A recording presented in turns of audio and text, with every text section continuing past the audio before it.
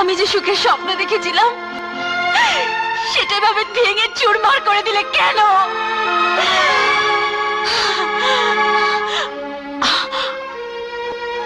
আমার বুকের মধ্যে যে আগুন জ্বলছে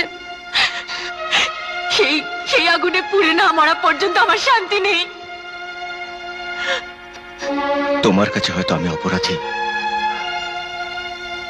কিন্তু গুরুজির আদেশ পালন করা আমার জীবনের সবচেয়ে বড় কর্তব্য। আর সেই আদেশ পালন করতে গিয়ে যদি আমাকে মরতে হয়,